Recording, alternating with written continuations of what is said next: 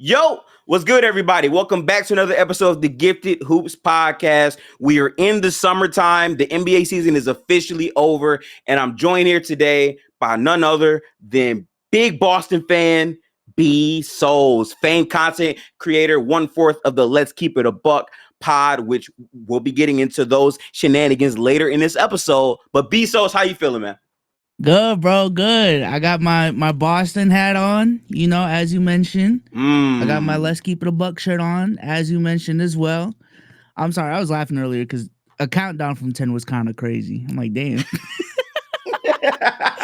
But I'm good, bro. Good spirits, good vibes. Me and Gifted have confided in Love Island talk this off season for those who don't know. But yeah, no, we're here to talk about hoops today, though. Yes. Here to talk about hoops. If the crash out is big enough, that might come after that. But all here for basketball. I want to start with this, man. Before we get to anything that's happened in this season, we got to relive Boston winning the championship.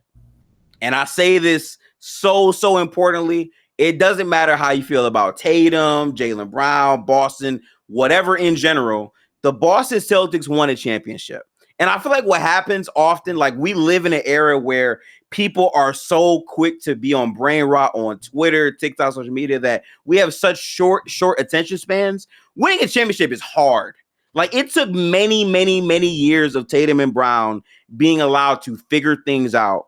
And then their front office getting a snipe of all snipes, replacing Marcus Smart with Drew Holiday and getting just a healthy enough KP to win the championship. We talked about this last year, but how does that moment really sit with you, knowing what you know now? I'm glad it happened. It feels like a boulder off my back, just because it's like a trap card you can pull. Like, all right, but we won though. You know what I'm saying? So definitely feels good. I think, like you said, we get caught up in a lot of these narratives, and like we damn near talk about winning a championship like it's easy, but it really isn't. And especially for the Celtics to get it done with two players that they drafted and stuck through with them, because there were a bunch of different opportunities for them to not only trade those two, but split them apart. They stuck through their guns and made it work somehow, some way. That's just one thing that you just can't take away from, how they've gone about this Tatum era and have run their franchise. So. Yeah, I mean, I've always been loud with how I feel about Boston. Boston has been one of the most consistent teams really for a very long time in the NBA. Like they've always been good for a large part of this modern, build. And specifically, Tatum and Brown always had me questioning myself, because I had times where I'm like, okay, I've seen enough. They don't need to play there anymore. But then it's like, yeah, but they're 22, 23, 24. And then every year it's like, okay, at what point are they going to get over that hump and like actually win everything there? And I felt like the first blow was like, wow, a super max for Jaylen Brown. Like they have to win. If they don't win and they commit to a super max with a new CBA that is currently upcoming, I'm thinking, okay, they're going to be so cooked. Like their team is going to be so hard to actively build around. They have to win. And the fact that this front office, again, I'll say it for as long as I live, the fact that they were able to flip Marcus Smart, who was a good player, right? He was a glue guy for them. He was. But to flip him for a player in Drew Holiday who was just flat out better, and then to get Porzingis is one thing. But the level of dominance y'all had in the regular season, a lot of people don't value that. I value that. Like y'all were consistently for the entire season the best team in the regular season. And that matters to me. Yeah, no, I think it does. Especially now, because there's been so many conversations about like taking the regular season for granted, it not mattering. It really does. Like to act like it doesn't matter, and it isn't telling of like who the elite teams are going into the playoffs, who the top dogs are, is just a lie. You know what I'm saying? There's, I agree that the playoffs is more about matchups and there's luck involved and stuff like that. But to act like this 82 game sample size just does not matter, and it's not historic. Like even from a historic sense like that, I think that's crazy to say that like the 2018 Rockets and the the regular season that they had didn't matter is insane, you know? So same thing with the Warriors to say that their season was a failure purely because they didn't win a championship. I mean, technically you can still make that argument, but that's still an unforgettable historic season that you just can't take away from them. So yeah, and like I remember watching many games for this team, and it's like night in, night out, like they're blowing teams out by 35, 40 points. The amount of volume 3-point shooters that y'all just consistently grew on trees. Sam Hauser, Peyton Pritchard, just so many guys contributed at a high level. A lot of people weren't sure if they could believe in Boston. A lot of people had Denver repeating because that's how the NBA works. We see one team win and we say, okay, this team is going to be the team that everyone else has to beat. And even back then, like there were issues sometimes with Boston, which we'll get to for this year, but the amount of threes that they would shoot and just keep shooting no matter what, not really calling timeouts was a problem, sure. But efficiency wise, they were the most efficient offense and they were a top 5 defense to boot with that. So to me, like that identity is what really propelled them to be really a historic team in my mind. How do you feel about that? I think it's funny because I feel like the Celtics were more respected this year and were more people were afraid of them because they won a championship. But I think in hindsight, especially now that the dust has settled, this team was actually worse than last year, right? But it's because of just that proof factor that, oh, now that they won a championship, we can trust that these guys are proven, that they have experience, that they have this, that, and the third. But actually last season, before they won a championship, they had all of these things already. They were in the playoffs every single year with deep playoff runs. They already made it to the finals. So this idea that they didn't have playoff experience last season or enough playoff experience was like kind of crazy to me. But yeah, it's just funny how it works. I think, even with the Thunder, now that they've won a championship, now I think they're going to be more respected going into next season when topping 68 games. If I were to bet on it, they probably won't top 68 games. Like that's just the way things are. And if they do, then I'm going to eat my words. I'll be proven wrong. But I just feel like all the doubt because they've won a championship is like off now. And I get that mentality, but it's also funny to me because people just don't want to give teams like leeway the year that they're dominating because they haven't seen it to believe it type of thing. So yeah, and I think that's a part of the win bias problem. Once you win, it's like, oh, wow. And also, like, they basically made, like, no severe changes overall to the roster. So on paper, it looked like this is the same exact team that won. But this is where watching basketball, I think matters. This team was not really the same as last year. Now, granted, there were a lot more guys that were kind of up and down in terms of play. Drew Holiday was a far cry from what he was, I would say, 1 year ago. Porzingis was extremely inconsistent for a lot of different reasons this year. The health is one thing, but also his like offense and defense just didn't look the same. A lot of things kind of broke down, and this is where I actually want to give a huge praise. Jayson Tatum carried this team crazy this season. And I feel like a lot of people like give him a lot of crap, which makes sense because he does have these moments where it's like, dude, where are you? But in terms of like getting this team to the promised line, like he had like a top 5 performance as a player for the entirety of this season. And Boston really relied on that heavily to secure wins. I mean, even this year in the conference, they weren't the best team. The Cavs were. So it just speaks to like how the fall off kind of was to me. Yeah, I think last season, not to say that they were a bad team this season, because I don't want to say that. Yeah. But again, this is where like watching games matter. They were much more reliant on Tatum's playmaking this season compared to last season. Like I think last season, Drew Holiday offensively was good enough for them to count on him for some playmaking. Jaylen Brown was a better playmaker, in my opinion, last season. Porzingis also provided some offensive value and, different traits to their offense that alleviated some pressure from Tatum.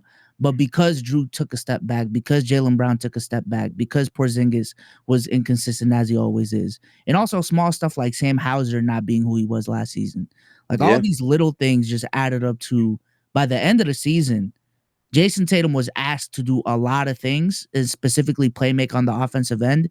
And a lot of people don't want to say it because, no way you're telling me Tatum carried, this team with, with the stack roster that they had. But in actuality, again, if you watch the games, they relied on his playmaking so much. And we saw what they looked like after Tatum went down. And yes, they had that one game where Jaylen Brown had 10 assists.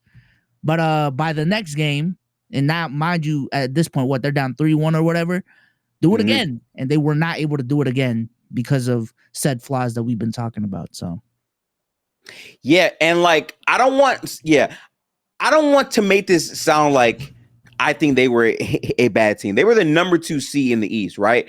But a lot of people gave them more grace because they won a chip. Like there is this unspoken rule that whenever a team wins, if they're not playing at the same level, they're coasting, they're saving it for the playoffs. That happens for like a lot of teams that win, unless people really think you were just not a good team. Boston was so incredibly dominant throughout the entire playoff run, especially in the finals, that people just gave them grace all season. And I kept saying, like, I'm not sure.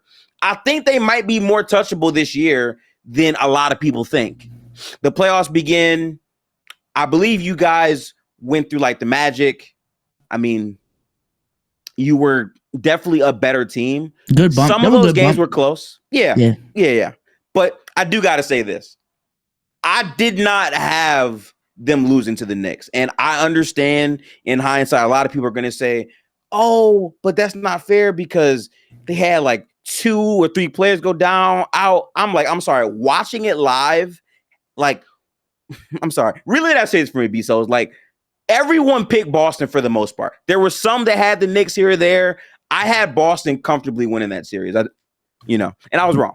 Bro, I typically do not like to talk shit. Let me say that again. I typically don't like to talk shit going into a series, but I was so confident going into that series. I made like 2 TikToks shit talking Knicks fans. I'm like, yo, y'all talking about we want Boston. We want y'all. Like that ass. It's actually the other way around.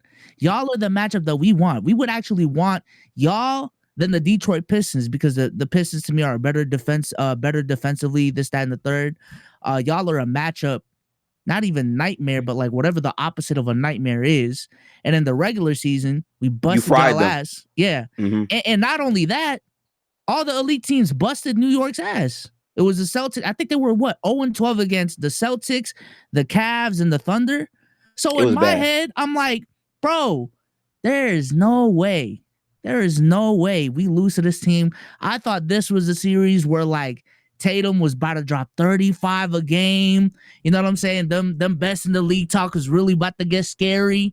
But they proved me wrong. I don't want to take anything away from them. I don't want to jump the gun too much in the conversation, but I understand like Tatum went down during game 4. I don't even want to use that as an excuse because even in that game, they were already on pace to win before Tatum went down. They were already up 3-1 or up 2-1 going into that game. I don't even want to use that. They flat out beat us. I ain't gonna lie. So, hey.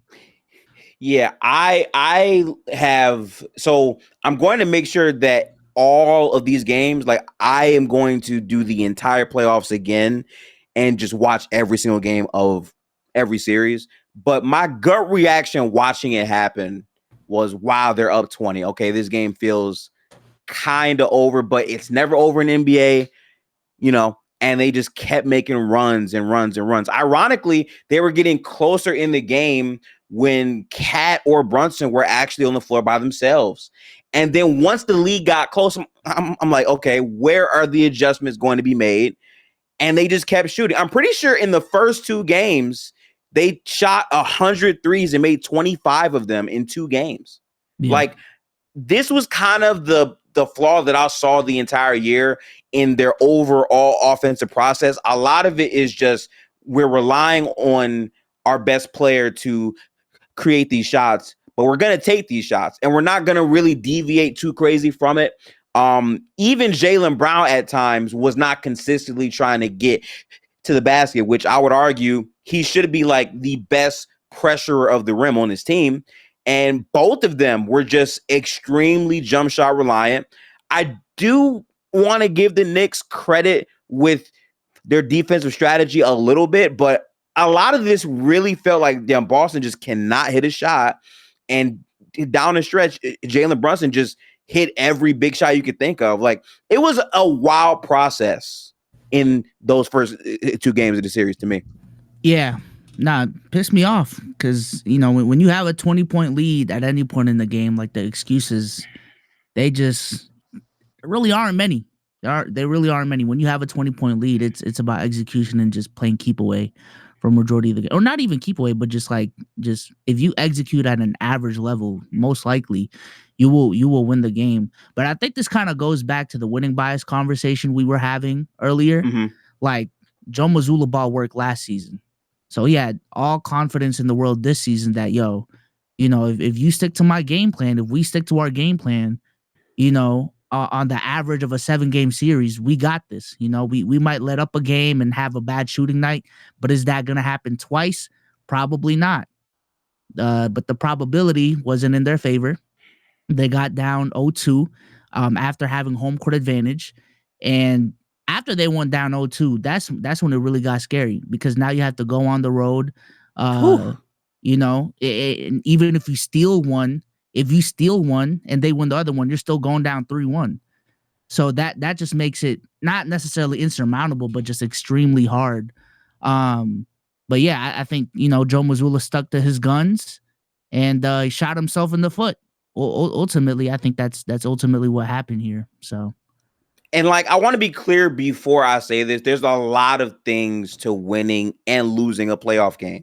It's more than just one player. There's runs, there's bad challenges, there's missed overall timeout. Like, there's a lot to it, right? But this is where I would say the Jayson Tatum conversation has to come back into play for me, at least.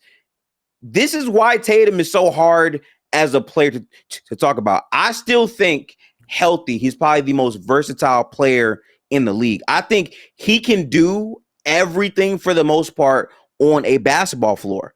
But the problem is the jump shot reliance, and more importantly, the amount of settling that he can honestly get to. Like, in those first 2 games, even down the stretch, it's like he was not consistently getting where he needed to get to in space. And a lot of people say, well, see, he's not that good. But for an entire regular season, this man was literally carrying everything Boston wanted to get to. So if he's not playing well and you're up 20 points and you cannot close a lead because at this point the entire offense is cratered, you then lean on your second best player, your supermax player in Jaylen Brown. And he also struggled. Like, both of the Jays just could not cook this Knicks defense, which was so confusing because in the regular season, they fried them. They literally eviscerated them every time, where it's Cat, okay, we're going to pick you apart and exploit you insanely on defense routinely. Same thing can be said for Jalen Brunson. But it felt like they spent so much time doing that, they got away from actually good offense, and the ball wasn't really moving as much. Yeah, no, I agree. Because, I mean, that's one of the things that I liked about the Knicks matchup was the amount of mismatches that we could take advantage of, right? Like, get Cat in space, get Mitchell Robinson in space, play whoever offense on Jalen Brunson, post them up. Like, all of these different things worked in our favor. But it kind of backfired on us because we kind of got away from ball movement. We relied a little bit too much on ISO ball. And, you know, by the time the Knicks came back, the offense was stagnant. You know, the role players didn't have the proper momentum that they had. So, you know, they had cold feet. All these different things that just play into winning a basketball game just ended up again just backfiring on us. So, sometimes it's just you have a game plan. It makes sense on paper, but I feel like for me personally, I feel like the game of basketball is a lot about playing your probabilities to your favor, but 100%. sometimes the probabilities just aren't in your favor, and you just have to live with that. You know what I'm saying? It doesn't necessarily mean that your process was wrong. It's just because I do want to. I do want to ask you this whenever like you watch back the footage, like the shot quality that the Celtics had, like the process, was it good? Like were the shots that they were taking, even though they were shooting a bunch of threes, were they good threes? And if the answer is yes, then again, I just feel like that's hey, this was our game plan. We stuck to it. And the shots ultimately just did not fall, as simple as that sounds. So like, I will definitely give you a updated answer, but in real time, I was literally like counting down, okay, how open is this shot? How many threes consecutively have they had up to this point? Have they called a timeout? Is this a three where they drove to the paint and they kicked it? Or is it just pass three? And to me, a lot of their threes came from pass three. There was one three that's etched in my brain. I forget what game it is. You might know. Drew Holiday picks the ball up in like the left baseline, I think, and he instantly flows into a fall away three. And I'm like, that's the shot? That's the shot? Yeah. Like that's bad quality. So I would say, to me, those are the moments that hurt. Obviously, basketball is a game of variance, which is why it's such an intriguing sport to me, because you can have very good shooters. If you don't have enough players who can pitch in and, like, oh, shoot, he hit 4 threes off the bench, he only averages maybe 5 points. Like, something like that matters. And a lot of Boston role players were flat out decimated. KP was awful. Yeah. Like, just awful in the series. Like, it reached a point where they had to go full, like, Luke, you got to play these minutes, because it was bad. It was really bad. I do wonder if, like, simply benching KP or deadass not playing him does change some of this. Because, again, like, I think even the first 2 games, we did blow the lead, but they still ended up being close games. Yeah. Like, I just wonder if, like, KP was, because he was so ass. Like, I whatever he went through is whatever he went through. But at the end of the day, if you're a net negative on the court, get the fuck out. You know what I'm saying? So, bro, if he was literally what he was in the finals last year, you're good. Like, I don't think people understand how crazy those first 2 losses were. Y'all did not get blown out. It was by a couple points. Like, it was possession by possession. It came down to, like, okay, this Jayson Tatum fadeaway shot that gets ripped by, I believe, Mikal Bridges in game 2 or 1. I forget what game that was.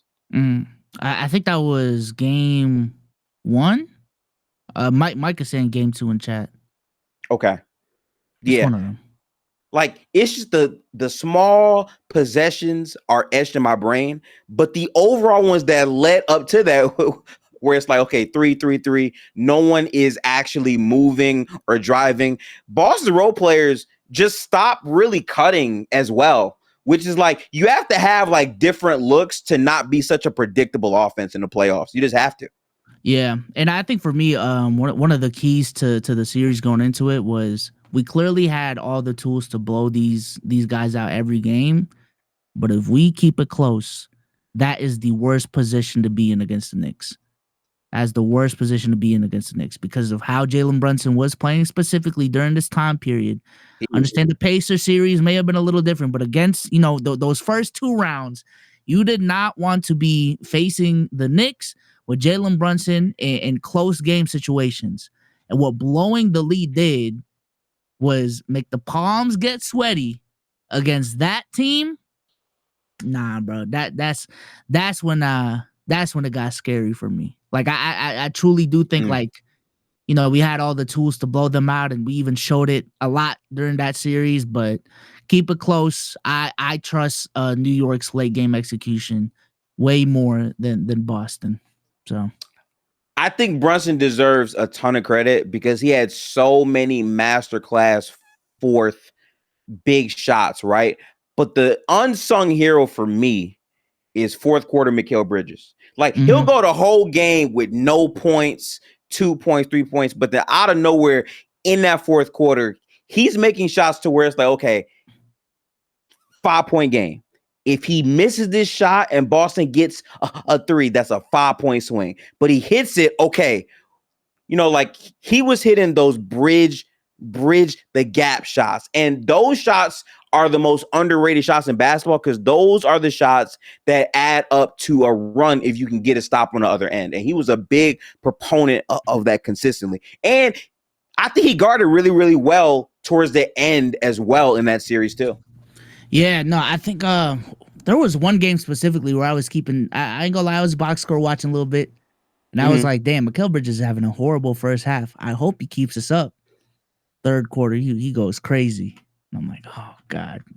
And I'm like, yo, on the other side, I'm like, okay, so our Supermax player, Jayson Tatum, let's match this energy a little bit.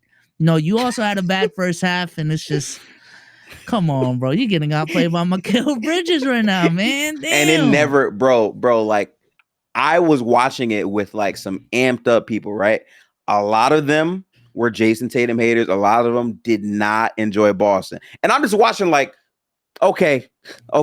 This is where you got to take control of the game. And I'm like, Tatum is doing the same things he was doing in quarter 3 and quarter 2. But to his credit, so is Jaylen Brown. Like both of them just could not get over the hump in those first 2 games. And I'm adamant, right? Like there is such a big thing shooting, like being down 2-0 is harder to overcome. If you split a game, it's just a different confidence in the series, I wonder because, this is a problem that me and you specifically have talked about and like for the last couple of years and the last couple of times we've talked, it's been with Joe Mazzulla at the helm.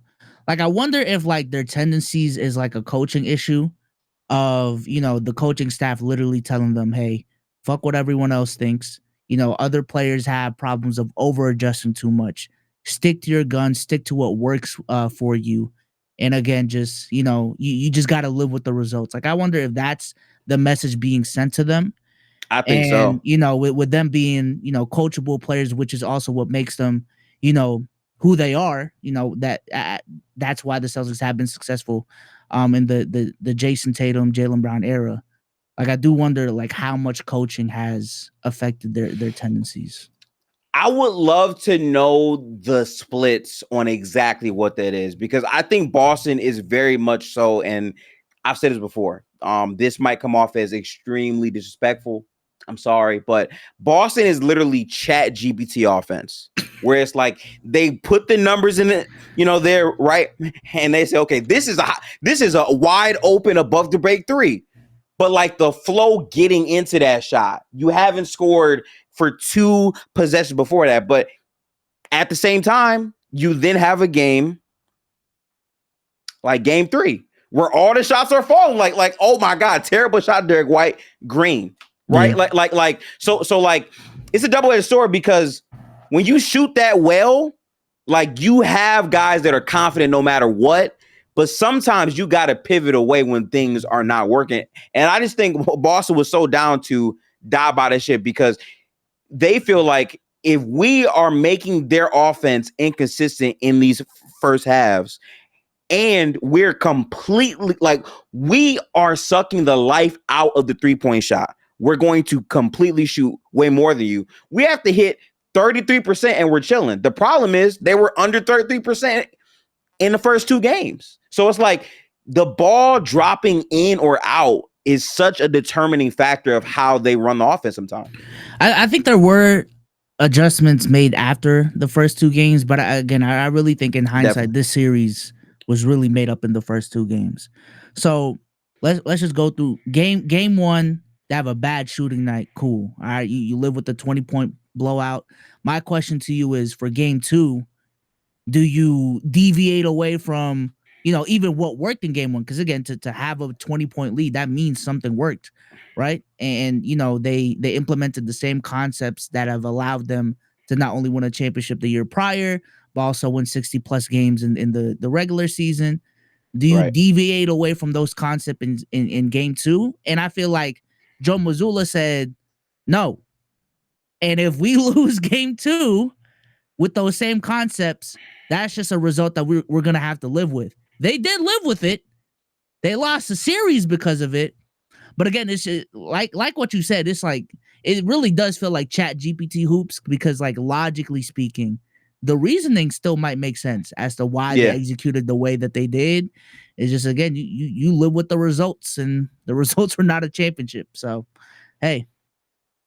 I mean, but this is the thing about why championships are so hard. Like, you cannot win a championship on paper. Cough, cough, 2021 Brooklyn Nets. Like, you have to actually go out there and win the entire thing. And to be fair, the biggest players that were integral to you guys winning it in the first place completely fell off a cliff in the playoffs. Drew Holiday and Porzingis were nowhere near what they were last year in the playoffs. And if you're not going to get the most productive sides of them, that's ultimately the series. And I know a lot of people, there are people I know that say if Tatum doesn't get hurt, you guys probably force it maybe to go 7 games. I don't even think that's a crazy take because he was really dissecting that defense. I still would have had the Knicks because I'm sorry, they were up right before the injury. He got hurt on a breakaway steal. So to me, they weren't going to win that game. But man, he had, I would argue, like a top 3 performance of his in the playoffs. He was going crazy that entire game, man. It was nuts. And they needed him to. Yeah, you know it's crazy. I wasn't even able to watch that game in full. Cause you was out. Yep. Yeah, that night, Kendrick Lamar was in town, and we have already bought the ticket months prior, so obviously we had to go to it. But like, mind you, it is in the middle of the playoffs. You know, we are still in Massachusetts, so the whole crowd they knew what time it was. They knew what game it was. The guy in front of me was like pulling up YouTube TV, watching the game, going crazy.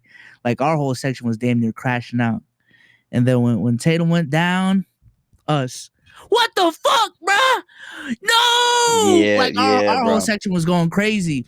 And like, it's the weirdest concert experience I've had because the concert itself was like actually phenomenal. I ain't gonna lie. One of the best concerts I've ever gone to. But after that injury, it was like, damn, how do I even enjoy this night?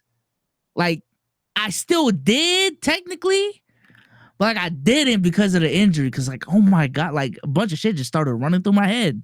But it was still a good concert. It was a weird night, man. I ain't gonna lie. It was a very weird night. I felt so bad because we watched every game, right? And like seeing it happen in real time, it just sucked the life out of the moment in the game. So crazy because the game was getting like crazy.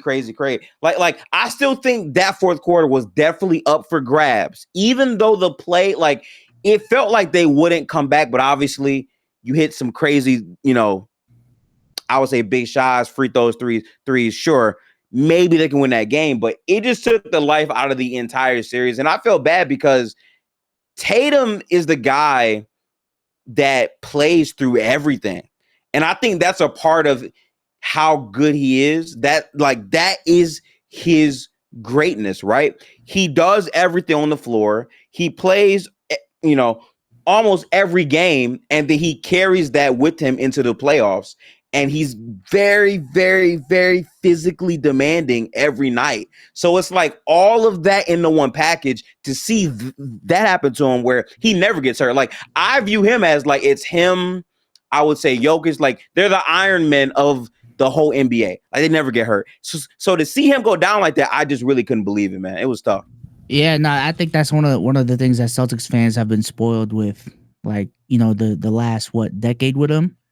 Like I've always said this about Tatum and honestly Jokic as well. Like I think it's actually, especially with the conversations we're having now. Yeah. If the conversation around your favorite player or best player is purely about their basketball skill, that's a privilege. That's a privilege because a lot of these other stars True. we have to worry about. With the case of LeBron, is he retiring? Is he not? With other players, their injury history. With other players, being a locker room cancer, their personalities, their off course stuff, this, that, and the third. If all we have to talk about with you is how good or bad you are on the floor, and oftentimes you are a top 10 talent in the world at worst, that's a privilege. Full stop. So that's what made the injury tough. And for not only him to get injured in that moment, but for it to be an Achilles tear out of all fucking injuries. Yeah, man. Was Achilles, like, oh bro. my God. From an Iron Man to arguably the worst injury you can ask for is just, it's insane, bro. Like it's insane. I do think it's wild how in one playoff run we got like 4 different players tear their Achilles. Like, that's just unfortunate. You know what I'm saying? And it puts Boston in such a bad spot, mainly because before this playoffs even started, they were already saying this team's probably not coming back. So once you saw him tear it, I'm like, yeah, this roster's about to get blown up. And I mean, we're here now, Bezos. How do you feel about your team right now, man? They have completely blown up the team that just won the title. A lot of hard pivots. I can't believe you got Anfernee Simons out of all that. What do you make of the moves that they've made in this offseason? Are you satisfied or no? I think it's just they've been pretty blatant about the reality of like next season. It's a gap year. Yeah. I think ultimately that's what it is. I think moving on with Drew Holiday just from an age perspective was going to be hard. Porzingis' availability in the playoffs, as pivotal as he's been to like a regular season success, back-to-back years when you were brought in for playoff success, for you to virtually be not available is just like we're done with the experiment. You know what I'm saying? So as far as where we are, this gonna sound mad pessimistic, but again, I'm just so glad we won in 2024. I'm just so glad we won in 2024. And then even like the 6-7 years beforehand, it's like, again, I think Celtics fans were spoiled with being to the Eastern Conference Finals damn near perennially, making it to the finals in 2022. I wouldn't say it's over, but it's like we had our time in the limelight. Whatever the future holds is whatever the future holds. But because of the closure of the 24 championship, it's just like it is what it is. Like, I'm not as stressed as I would be if we didn't win a championship, if that makes sense. Because like my head is like, imagine if we're in this exact same situation and we didn't win a championship. Oh, brother, yeah. So many more questions. You know what I'm saying? Like it would be really, really bad. So that's just where my head's at with everything. So for me, I think Boston is in a very interesting spot. This should not be news, right? We knew coming in that this team was going to have to get blown up because of the new CBA. We're in CJ McCollum's era where there's a second apron, there's a first apron. Basically, there's a hard cap in the NBA now. And if you go over that, you are cooked. They will take your draft picks away. There's a big tax you have to pay. And then on top of it, if you're in that for multiple years, there's a repeater's tax for every dollar. So it's like they were literally facing a $500 million tax. Like that's how bad it got for them. So something had to change. So I was cognizant of that. But I got to say this. The reason why I don't think Boston is dead is the way this front office responds every goddamn time you think they're dead, whatever it is, they make a move. They get people packed up quickly, and normally it's in 2 business days. The fact that like out of nowhere, bomb, they're trading Porzingis, gone. I'm like, okay, wow, dope. They got off of his contract, which he's a hurt player, for basically not really much. Like no Boston 2035 unprotected first round. Like they didn't have to do all that, right? They found different ways. Also, I really got to say this. Trading Drew Holiday back to the same team you got him from. That boy and pissed them right now. giving you right. And then them giving you a young player that can actually have value if you want to either extend him after the season, or better yet, which I predict this will happen. This is a gifted 2025 B-Souls prediction, right? I predict they're going to use him. He's going to look good. And then they're going to try to trade him by the deadline for more assets because his contract's expiring. And I think if you're Boston, your main goal is you want to get the fat off of this roster, retool, and then once Tatum comes back, you then try to flip this again for another title. I don't know how that happens. Like, there's going to be a lot of, I would say, different high target players you might need to get, but I think cap-wise, they really put off some magic to me, B-Souls, honestly. Yeah, I think, again, like this season to me is a gap year. I have no expectations going into this season. If anything, if the plan is to keep Jaylen Brown, I would kind of use it as a 2015 Russell Westbrook year, if you remember that year. Yeah. KD was out for that season. Let JB go crazy. Hopefully he comes out of it as a better playmaker and makes the long-awaited necessary improvements that, we've been asking for. But at this point in his career, he may just be the player that he is. So either way, but True. this is definitely the season to test it out. I would just be more optimistic about things if the big man question was answered. Because I've said this about the Celtics over the last 2 years. Like, Al Horford has bailed us out in so many instances, and it never gets talked about enough because, like, his numbers aren't, like, insane. But, in 24, with Porzingis being out damn near the whole playoff run and Al Horford stepping up the way that he did, held it down, never gets talked about enough. And I think this season, asking the same from Al Horford again, the age caught up to him, and it was just like, with Porzingis being out, it was just too much. Cornette had to fill in them shoes, and what Al Horford provided with the spacing, with a little bit of playmaking, versatile defense, Cornette just couldn't do. But Al Horford was too old to, put all those minutes on him. So going into next year, with Cornette not being on the team anymore, Porzingis being out, Al Horford looking like apparently he still may return, but we're really talking about 26, 27 now. And if Al Horford is still on the team in 2027 and we're still relying on him to be like a starter level center, I think we have bigger problems. But yeah, I would just be more, because everything else is actually, like, assuming Jayson Tatum comes back, relatively the same. The guards, Peyton Pritchard, Derek White, Anfernee Simons, if he stays, solid. The wings, Jaylen Brown, it'd be Jaylen Brown, Jayson Tatum, Georges Niang. I don't know. I don't know about Georges Niang. Shooting. I don't know. But the big man position is just like that needs to be addressed. That needs to be addressed. So like, I'm gonna say this right now, right? As someone that has watched a fair share of, I would say, the Blazers, I wanted Anfernee Simons to desperately leave Portland for a while. He's one of the worst defenders in the league. There's just no other way to say that. He's a horrible defender. But I also feel like his skill set as a shooter is very underlooked, so he can add some like real deal like movement sets. Like, I think there's some interesting things he can add to this team. I just feel like defensively, I'm hoping he can look similar to what maybe Isaiah Thomas looked like, where it's not great, but he was. Is that bad? Listen, man, I'm sorry. Like, because you just said, I wish he can provide a little bit of what Isaiah Thomas. Like, oh my God. Listen. I know a lot of people are going to say, "Oh, but gifted is Portland. I hear all that, but like, seeing Anfernee Simons actually go play defense, Christ, brother, like, it's not good.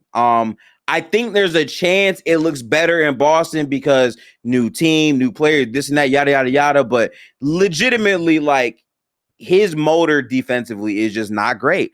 I do think, though, offensively, he can have a bounce back rebirth year, because last year he was also like, he was just bad on both ends. But the idea of his skill set and how that can fit into Boston makes a lot of sense, in my opinion. It does. I just think that like your whole we're gonna be bigger than like all the teams 1 through 5. There's no at all weak links with Anfernee Simons. That shit is dead. This is a new team. So yeah, you know. I mean, let me, because I'm gonna be honest. I don't know enough about his defense. I am hearing that he's arguably the worst defender in the league. Is it at the very least on some like, you know, how, like Kyrie isn't a good defender, but like you can still have an elite defense with him, like on the lineup type shit. Like as long as you got the right pieces around him. I'm gonna be honest with you. I don't know if you can have an elite defense with Anfernee Simons. He's kind of similar to Dame, but he's a lot like, I'm sorry, man. Like the IQ and the awareness is just so in the mud, bro. It's in the mud. I'm sorry. But listen, I love doing this, and for some, like, I have to probably I need to stop doing this, right? I like to give players the benefit of the doubt. If he's ass gifted. It is what it is, man. No, yeah. I know. I just like to root like, okay, boom. This is a good team you're going to. So maybe like not being on like the 13 seed all year long in the West, like you feel a desire to come hoop. Plus, here's what I always pay attention to, B-Souls. What year of his contract is he on? Expiring.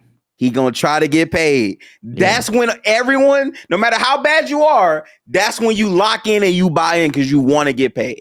So I'm hoping he can really show some of that overall in Boston. But again, I think they are literally going to use him as, okay, he's good.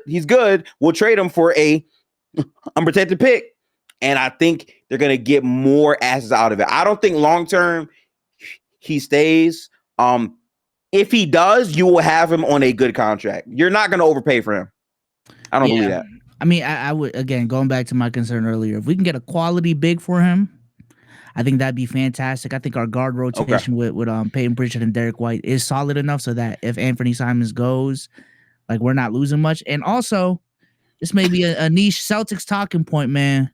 Mm-hmm. JD Davidson, man. JD. Hey, man, been hooping in the G League. I feel bad for him, man. He's never been really given like a fair shake with the Celtics because they've been so stacked, so championship driven.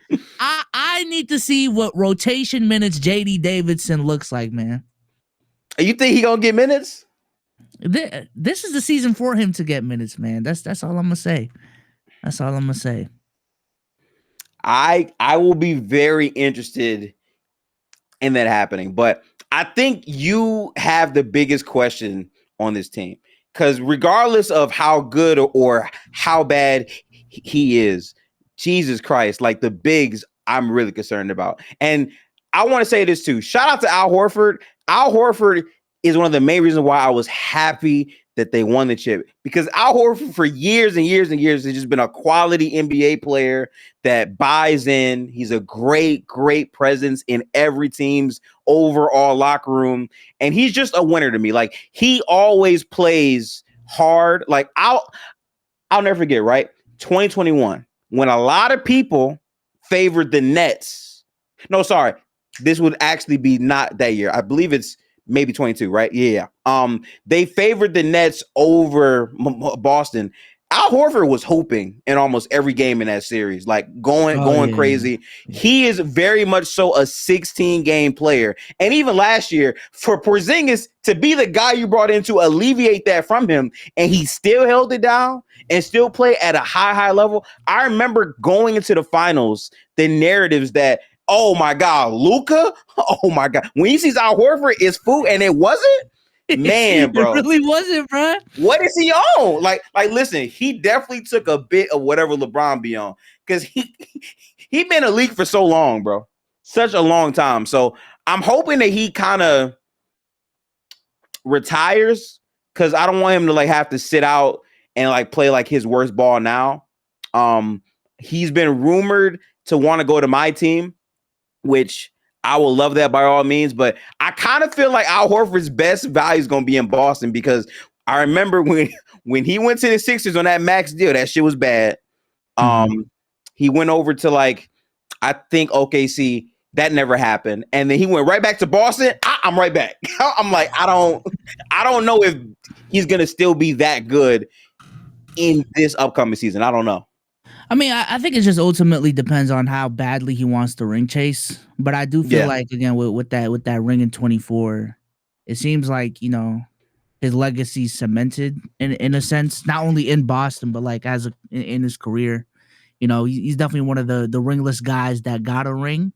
Definitely. Late in his career. So it just depends on what he wants. But yeah. Okay, so let's transition into 2026, right? We agree this is a gap year, very much so. What are your expectations for Boston? Do you want to get a good player back? Do you want to get off of Jaylen Brown's contract before Tatum comes back? What do you need to see from the Boston Celtics to be satisfied with this overall season? To be satisfied, let me see. I'm really viewing this as a 2015 Thunder year for us. We're like, yo, Jaylen Brown, we gonna give you the keys. I really want to see what he is as a first option. I really do. And I'm not expecting him to lead us to the promised land. I'm not expecting him to be an MVP caliber player, even like what Russ was. Because, I think that year, like Russ averaged 32 a game or some crazy shit. Like, I'm not expecting that from Jaylen Brown. But I just want to see what a Jaylen Brown-led offense looks like. It's going to be ugly. It's going to be ugly. But I think, if there is a year to test that out, it would be this year. It would be this year. And I think when Tatum comes back, especially with the conversations we had earlier about them relying on his playmaking too much, a year of Jaylen Brown being able to, essentially being forced into the Wolves to become a better playmaker. Hopefully, that helps once Tatum comes back. And I'm also keeping a tab on this Dame situation, man. I ain't gonna lie. Oh, let's talk about that real quick too. I'm keeping a tab on it, man. Yeah. It interests me, man. So listen, here's why that shit don't interest me at all. If I'm the Boston Celtics, do I want two of my players that's gonna have the ball in their hands a ton to be coming off of a Achilles injury? Both of them? Like, that just sounds like a lot. I also feel like you guys want to get back to like every position. We got good defense at every slot. I don't know what Tatum is gonna look like defensively. I think offensively he'll still be good, but defensively, that's where my biggest concern with him is. Now, granted, he's still young, so him tearing it now isn't as bad as what Dame would be. Dame is 35 and he tore his shit. So I don't know if like I'm really banking on how that'll look. Obviously, though, the money you could get him at would be a discount probably. So that stuff should, I would say, intrigue you. But I really think the future of Boston to me is going to really be based on how Tatum looks that first year when he comes back. And I'm not saying I don't think Tatum has to be a top 5 player when he comes back.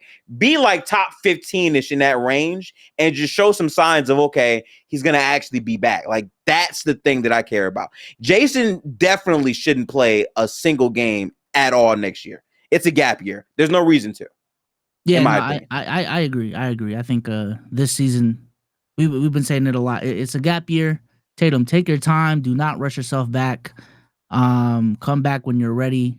And honestly, once you feel like you're ready, we're gonna sit you out for another 2 months just to make sure. Like that's lock in for real. Mm-hmm. Yeah, like that. That's the type of time I'm on with Tatum. And until then, again, they just need to figure out that big, bro. Like I'd be much more locked in with like what this team will look like once Tatum comes back. Expectations, this, that, and the third. If that big man question is answered, because if it isn't, like we can't be running Xavier Tillman at the 5. We're not going anywhere. Yeah, because what's the 5 man? Like Xavier Tillman, Neemias Queta. Like if this is the 5, no, bro.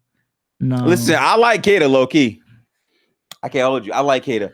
Oh, I'm sorry. How could I forget that? And then to top it all off, y'all lost Luke Cornett. Now, initially for me, Luke Cornett was kind of a meme to me, like he was a cool player. Yeah. But last year, watching, I'm like, this dude got ups. He blocking shots. He hitting threes. I'm like, wait, they lost him and Port. Like, it's tough. I'm gonna be honest. He was hooping. The to me. Three white guy rotation of Pritchard, Hauser, and Cornett used to scare They was dropping teams off, bro. No. But before they like established themselves in 24, they used to scare me. Because I feel that. Y'all need to remember the biggest weak point, with the 24 Celtics was the bench, right? Because the starting five best in the league, but once the bench came in, it was supposed to be scary hours in a bad way. But Pritchard actually ended up being what he ended up being. Hauser and Cornett ended up being what they ended up being, was actually like a really, really big surprise. And Pritchard had a fantastic year this last season, really, really established himself. But yeah, like that used to be like, oh my God, oh no, Cornett's in the game. This is bad. But nah, he really proved himself to be a very solid. Turn this shit around crazy to me, man. He was doing a lot. Especially when it's like y'all needed Porzingis. He wasn't like, I'll never forget in game what was it, 5? Yeah. In game 5, the shit he was doing to help y'all win that game. I'm like, man, he's not going away. So it's gonna be tough on that part. But I'm gonna name some teams. And I want you to tell me if you think Boston is better or worse. For this upcoming season? Mm-hmm. Okay.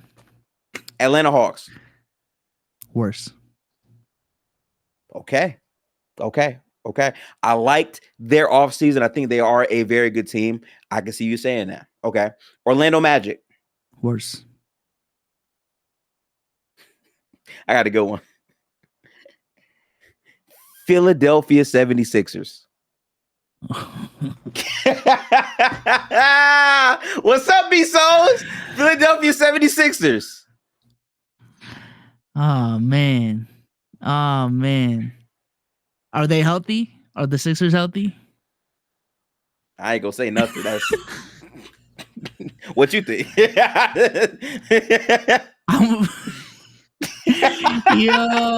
I ain't gonna lie. We still might be better, bro. No, because like championship-wise, all right, we're cooked, right? But going back to last season, man, Peyton Pritchard carried us for like 10 wins. No cap. You know what I'm saying? Like, Peyton Pritchard is good for like 10, 12 wins. Jaylen Brown, all NBA caliber player. Derek White looking like a monster out there most games. Mm-hmm. Is that enough for 45 wins? 42? Depending on the big man answer, maybe. Is Philly gonna do 42? So listen, Philly is gonna be a very fun pod for me because you can talk me into their top 3 seed, you can talk me into they're the 8th seed, and I could buy you on any of those ranges, mainly because we have no idea about the health of Joel Embiid. Paul George, not only was he injured, but he was just ass for a lot of the year last year. And then I love Tyrese Maxey. He was hurt too. Yeah. Right. So like, I'm not quite sure exactly how they'll look, but it's an interesting team for sure. So you say better than them. Okay. Yeah. If I had to put money on it, I'd say better, but I'm not like sold on it though. Like, okay, fair. Let's go to a team you have a lot in comparison with, the Indiana Pacers. I'm going to say Indy's better, but losing Miles Turner definitely hurts. Hey, that was insane. that was insane how they lost their longest tenured player, who, by the way, has been on the block for my entire time watching basketball. And he's been on the trade block. I feel like low. No. Key. And then the one time we all think he gonna stay, he gone. You know what I'm saying? So tough. Oh shit! Wait, hold on. No Miles and I forgot. This is crazy. No Halliburton. No Miles and no Halliburton. See, I might have to go Boston. I ain't gonna lie. No Hallie and losing Miles. All-star TJ McConnell. Yeah, about to unless Siakam, I don't know. I'm gonna have to go Boston actually. Okay. My hometown Detroit Pistons. I'm gonna go Pistons. Okay. Knicks. I'm gonna go with the Knicks. Knicks are better. Okay, so right now you got a lot of teams better than Boston. So Yeah, like yeah. it sounds like you think Boston's like, I would say, playing tier. I would say so. Yeah. Okay. Play in tier. And I ain't gonna lie, at that point, you might as well tank for AJ. Low key. This is such a good ass draft too, man. I'm not gonna lie. Like it's some really good players coming in. I like AJ too. He's tough. He's tough. So I mean, I He's from feel you on Boston that. too. Well, Brockton technically, but The only thing is, Gap year or not, y'all are not gonna be bad enough to be one of the worst teams in the East. That's just not gonna happen. Yeah, no, that's my thing. I think again, Peyton Pritchard alone is good for like 8 wins. Like weirdly enough. So That shit is hilarious, bro. Okay. Well, I think Boston is in a very interesting spot. I will definitely be 100% watching these games because I'm not surprised if it's like, oh wow, Boston's way more competitive than we all thought they were, but they're still like not gonna be that team. Cool. Or they completely nosedive and they trade everybody. Like how insane would it be if Jaylen Brown in season was traded at that contract? So like what? Yeah. So if in season you trade Brown in season, in season, I find hard to do because that's a lot of money he making. But how would that make you feel as a fan? I would be surprised. I would be like, I understand that like Brad Stevens is very trigger happy. You know, he's not afraid to pull the trigger a lot. But I feel like coming off the season that they just had, it would be viewed as an overreaction to Tatum blowing his Achilles. Like, oh my God, like I get it, it's a big deal, but literally trading everyone, including Jaylen Brown, would be crazy. You know what I'm saying? And like with what they get in return, the only one that's really been interesting to me is Bam. Like KD would be interesting, but that's kind of closed off with the whole Houston thing. And also that's more interesting if Tatum is healthy. If Tatum isn't healthy, I don't really care about like what a KD led playing team. Like what the fuck? Okay. But yeah, I would be very, very surprised. I ain't gonna lie. I got a name for you real quick. You trade Jaylen Brown for De'Aaron Fox. How you feeling about that trade?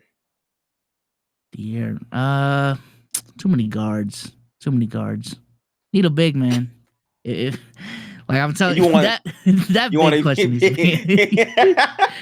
y'all need a big bad though. I mean, you know. Yes, bro. Yes.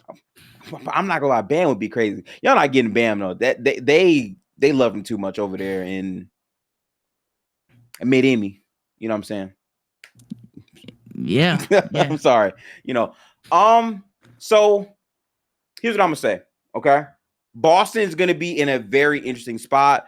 I'm interested in what your thoughts are on if Boston should be a key player in free agency next year. So after the season ends, do you think Boston is going to be a spot that's on the radar for all of the free agents in the next year? Is that like a thing? Or if this new, I would say, era has to solely be built on trades? How you feel about that? I think you use all of these different times of the year to just better your roster. I don't think it has to be through trades or free agency. It's like it's always going to be a combination of everything. And I think with the new CBA, like draft picks are going to be the most valuable player assets. I think actually in the near future, like especially if you can get a steal in the draft. You know, like getting a steal in the draft at that contract is like going to be very valuable for you. So I think like their scouting department might actually be a bigger key for them, weirdly enough.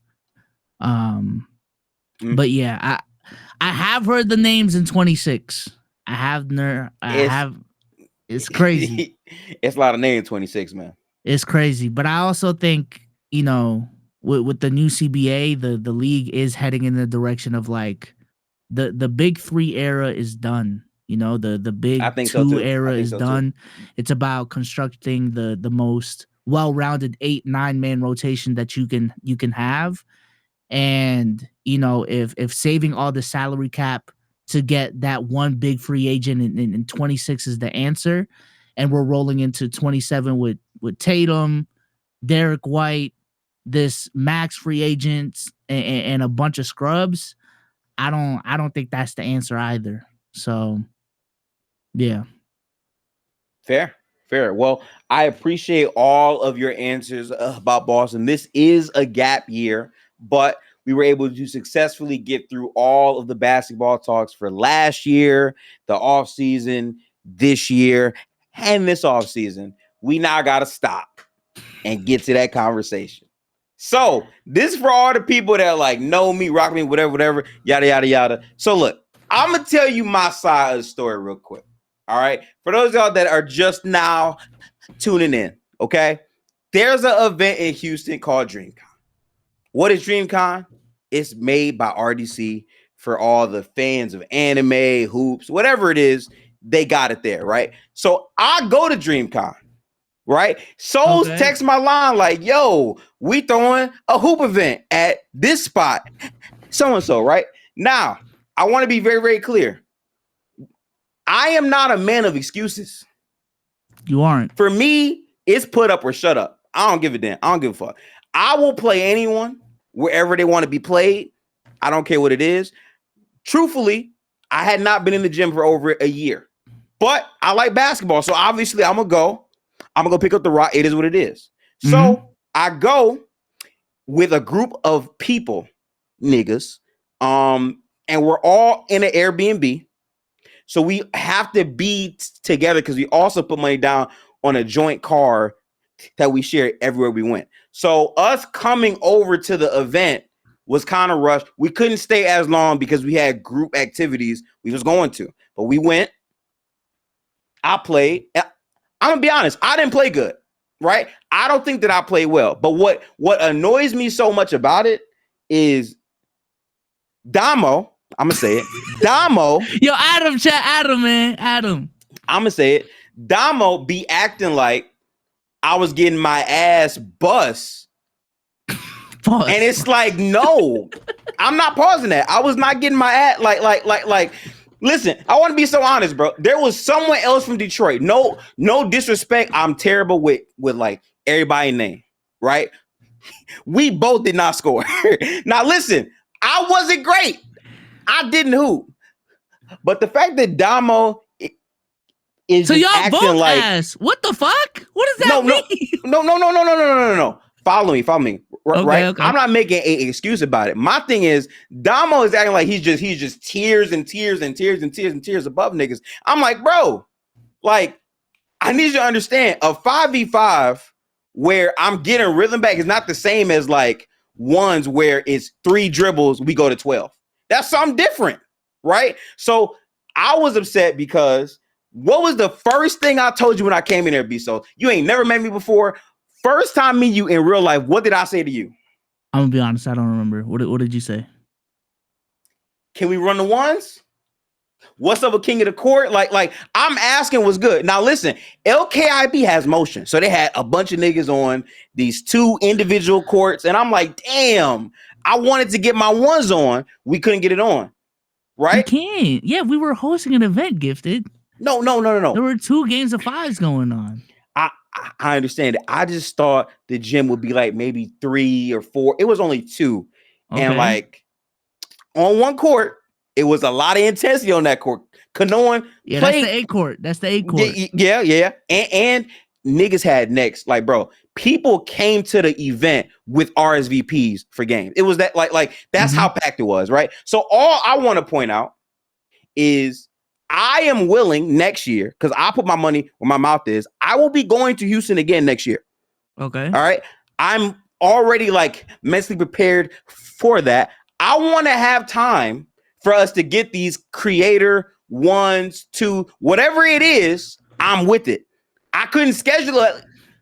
mainly because we had shit to do. But now that I'm going and I'm like steadfast on this, I want to set it up. But then every time Damo gets somebody to talk about it, he acts like he's like some like, I'm like this big warlord, like you gotta be so and so and so and so to get to me. I'm like, nigga, I didn't even see Damo hoop like that. So I don't know how crazy he is. I don't know if he got like some like crazy bag where he like, I don't know what his game is, but the way he talking down to me, it's like, is he really like that?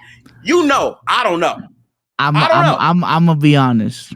Be honest. Looking at how good I think Damo is. Okay. And looking at how good I think you are. Mm-hmm. I do think he is in the rights to be talking the way that he's talking. Okay. That's all I'm gonna say. That's all I'm gonna say. Okay. But I want to be clear. You're saying that based on what you saw of me that day, correct? Yes. That being you hit the top of the backboard like 5 times. And listen, I have a high arcing jumper. I hit the top of the backboard many a time. Yes, that did happen. I have no qualms about that at all whatsoever. But when I was playing ones with another nigga, I was making my shots towards the end of the game. We had to go. Listen, chat, we were only there for 2 hours. All right. We had to change from the DreamCon shit to these shits. 2 hours. We played like 3 games because many niggas had necks. So I didn't even get a chance to really build actual rhythm to play. I really did not. I'm just saying the fact that every time Damo talks about it and I tell him, run the one, because I ain't scared of no nigga. I play a 6'9" nigga. I don't care what it is. I'm not afraid of no smoke. But he's acting like he too good to hoop now.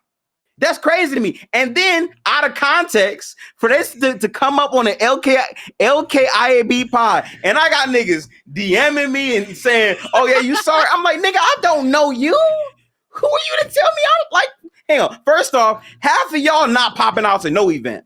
Let's start there. Half of y'all not pulling up to no event. Y'all staying. I don't give a fuck about my image. I'm going to go because I'm not afraid of what it is. But I know I said a lot, but that's my perspective on it. No, I mean, listen. I respect you for pulling up, and I do wish we had the space to play ones. You know, I get it. I do. It's just the reality is we didn't have the space to play ones, and we can only go off of what we saw. Okay.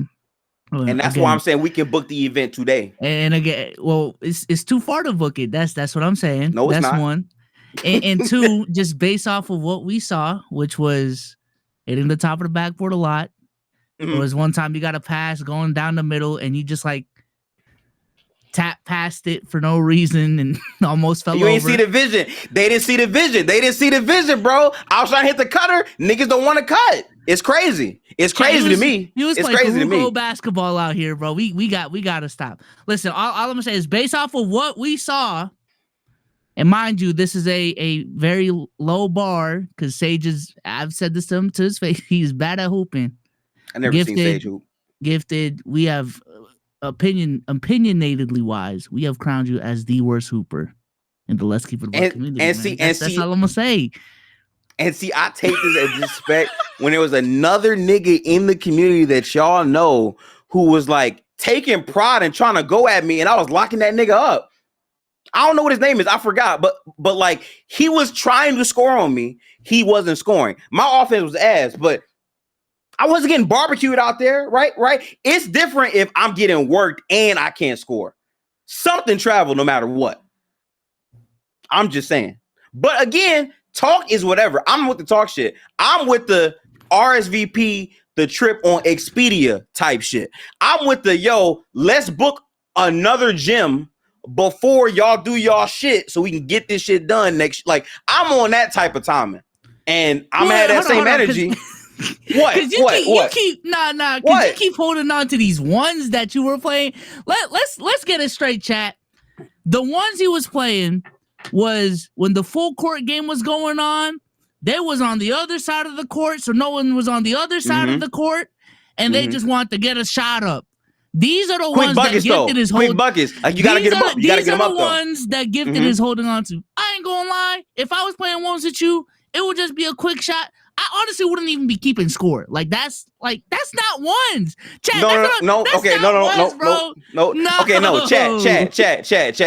I'm gonna tell you why. I'm gonna tell you why B so full of shit. What B so's not talking about is the intensity of the nigga I was playing it with, because we were specifically going at each other physically, trying to stop niggas from scoring, all of that.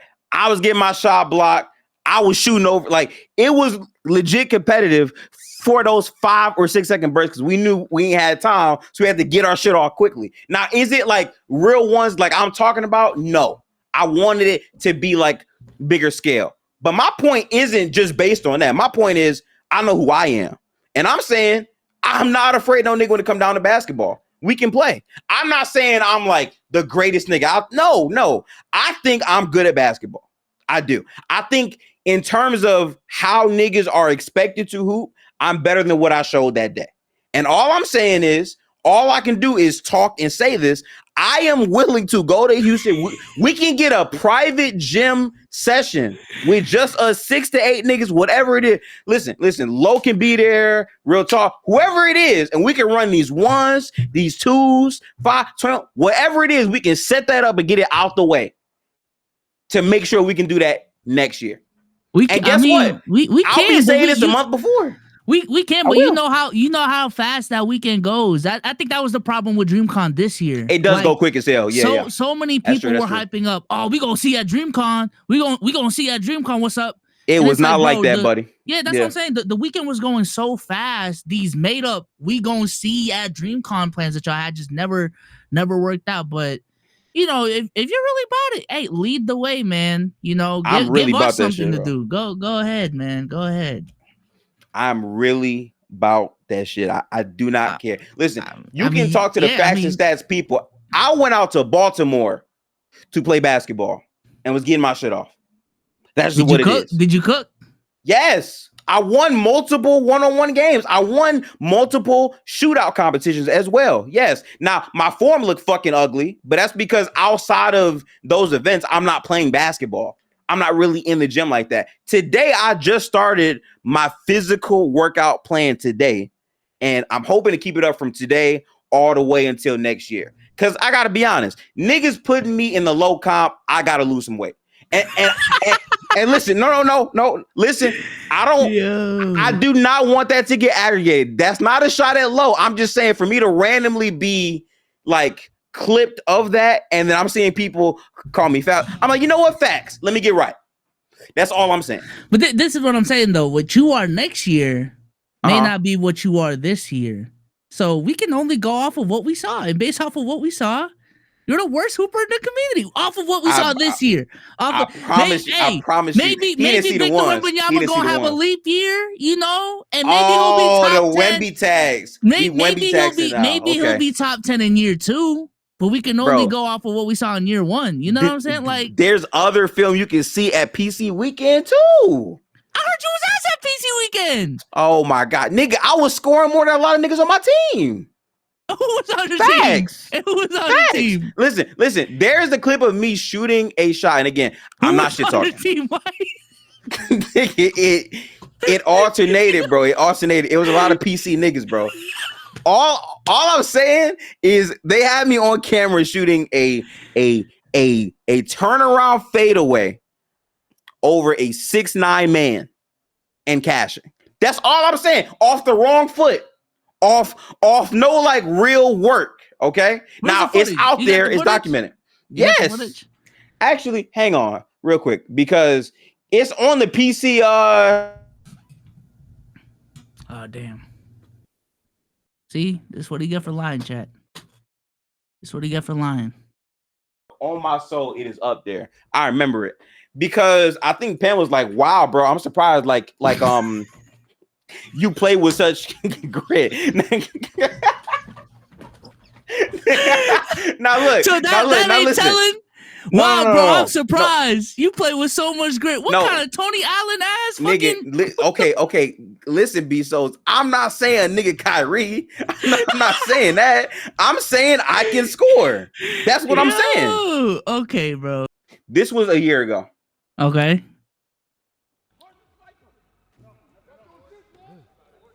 I'm trying to find a shot, chat. Apparently it's in the thumbnail. It is in the thumbnail. Hang on. Wait, Then what I was was that? me What's right that? here. Gifted. Okay, We gotta listen, stop. no, wait. We saw a lot of that. Look at it. Look at it. Yes, I have a hierarchy shot. Okay, wait. Look. Okay, look. You can't just Hang ignore on. that shit, bro. I'm not ignoring it. Wait. Look. Listen. Wait. Stop. Focus on the animation. So chill. Look. Okay. All right, look. All right, look. That's not bad form. That's not bad. That looks normal. Now keep playing it. That looks normal. Okay. Okay, listen. The follow through might not be the cleanest, but the form up to that looks normal though. Facts. I'm looking for the fucking foul baiting, bruh. Nah, I was not foul baiting, bro. Cap. Oh, hang on. Oh, no. Let that play. I made that. Chill. Nah. Let it play. I'm trying to find a shot, bro. Let me find a shot. Since you're talking about form, let me see the layup form. Okay. Let me see the layup form. Hang on. Wait, no. Cash. No, Lay, no, nigga. Lay. That's a lay. I cast that one. Okay, here. All right, okay. On the break. Yeah. Come on, man. Like, listen, I can make shots. Is that the fader? We're not gonna act like I can't make shots. Yes. So what's He's 6'9". He's 6'9". What's the layup that you just missed? I wanted to see that one. Bro. It's crazy how niggas will always gravitate towards the negativity and not the positivity, bro. That like dog. He's 6'9" on the break, bro. Can I just see the missed layup? Why you focus on the missed layup though? No, over this shot. Cool. This was cool. I'll give you credit. All right. I'm saying a broken clock is right twice a day. All right, listen, I trip right here. I trip. Oh no, chat. All right, now look. No. Oh, no. Look at the form, though. Look at the form on this one. Textbook. Now listen. The only times I have hoop, and again, this not excuse, this is facts. My facts and stats niggas in chat can't confirm. The only times I have hoop have been at the facts and stats cookout events. Outside of that, I have not been in the gym. The difference I want to have from this year to next year is I'm going to be in the gym more. But to me, this is still not indicative of ones. Keep in mind, regardless of how ugly it might have looked, I'm a hustle type of nigga. I was still getting buckets off of hustle. Wait. Why do you think ones are like the best representative of like someone's hoop skill? Like, no, they're not. We know that's not the case. No. But I feel like ones for me are more intimate because it's like it's me versus you, and it's like you gotta take the challenge to play ones. You get what I'm saying? Like you gotta actually and we gotta stop, nigga. We know what intimate is though. We know what intimate is. Close up and personal. And the reason why I focus on ones, chat, is because the king of the court. Because king of the court is just 3 dribbles, go get a bucket. Okay, chat. Listen. You got 3 dribbles, go get a bucket. You got 3 dribbles. Don't waste no momentum. Go get you a bucket. That's facts. Why That's did facts. He say That's how I grew up. Chat? No. Man, B So is playing, bro. Listen, you are fighting the uphill battle. All right. Listen, you uphill battle or not, notice, man. I'm sorry. Uphill. Okay. So because you said that, we gotta play R1s too. Then we can. And I'm not gonna lie. I don't like the flex my hoop skill. We can. I'm gonna put it out there, chat. Let's do that. Put 50 on it too. What's up? Bro, niggas think I'm scared. We can bet the 50 on that. Homie, we can bet the 50 on that. I'm not running from nothing. We can do that. Now listen, we gotta actually set it up. I'm like 5'9". I'm not that tall. I'm like 5'9", whatever. But the point is, like, I grew up playing basketball on milk crates, bro. We stacking shit up in Detroit. Like I'm from like the outside physical shit, but I haven't hooped in a while. I only hoop at select events. If I actually get in the gym, I think I will have a much better representation because I'll be in shape. I haven't been in shape, to be fair, but I like basketball, so fuck it, I'm gonna go hoop. I said the same thing, Gifted. I say the same thing. I say if I had good stamina, I'd be one of the ones. So I feel it. I just don't like that Damo is talking like he an Elden Ring boss. Like, nigga, you like. I don't think Damo is I'm telling you, light years ahead. Good, bro. I think he's respectfully good. compared to you, he is an Elden Ring boss. Oh, that's cat. That sound like cat. That sound like cat. I can't go. Okay, bro. Now listen, I haven't seen any of his film.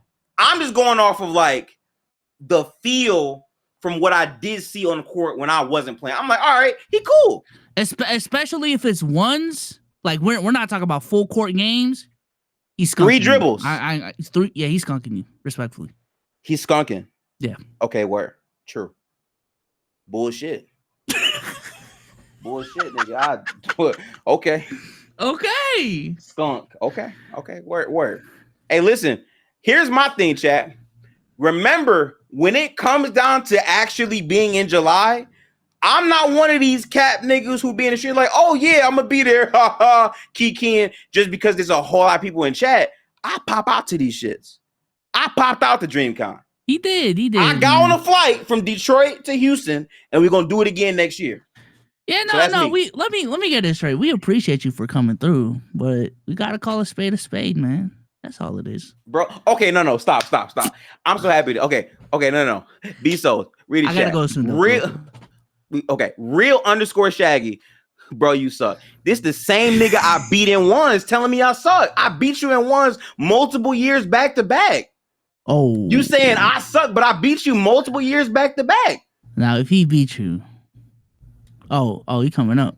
Oh, this nigga came up on the stage. What's up? Tell me I lied. Listen, for one, shout out to Gifted, shout out B-Souls. But bro, beating me is not a flex. That don't make you good. Oh my God. I mean, at least he real.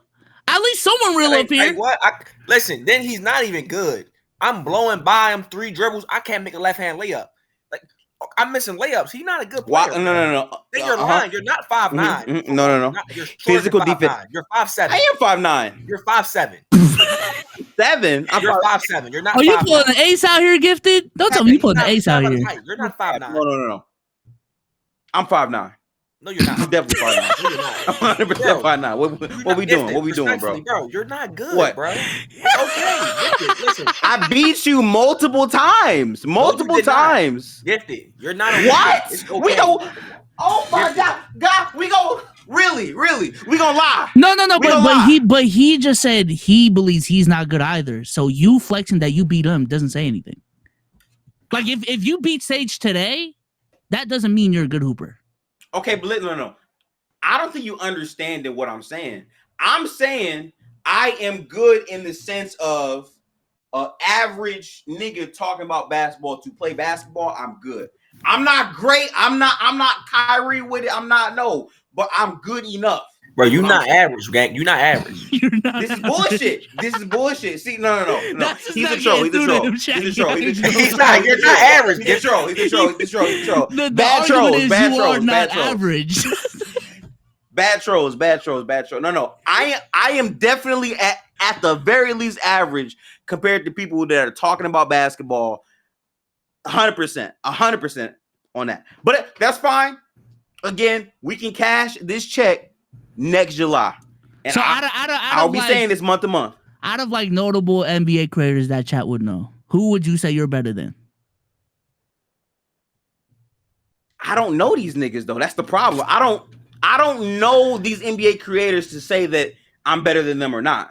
So you've hooped with a couple people from PC. You've hooped with a couple people from, or at least seen them hoop from Let's Keep It a Buck. Who would you say?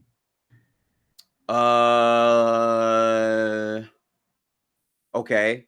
I played against Mars. Mars don't really care about basketball, so I don't know how to feel about that one. But are you better than him though?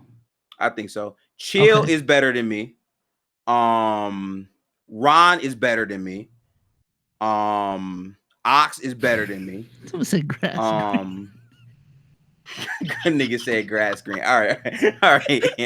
I'm so sick. I'm so sick of niggas. This exercise, water clear. Okay. All right. water clear. It's so fucking. All right, bro. Listen. I don't know enough people to make this convo mean much. I'm not even that crazy of a talker. All I'm saying is the way Damo was talking about that shit, bro.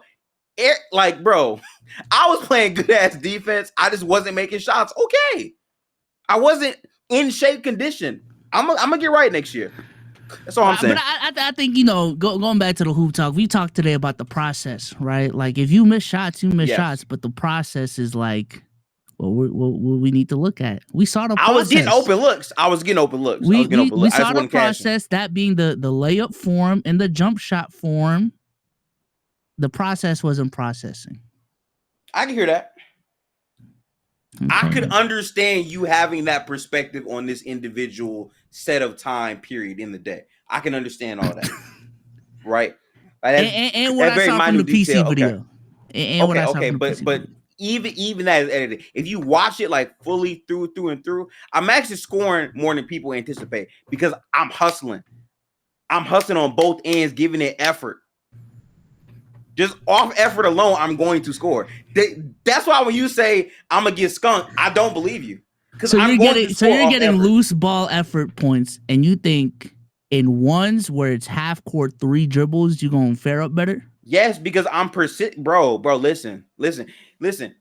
Shaggy said the same shit, and then all of a sudden he can't make layups now. I can though.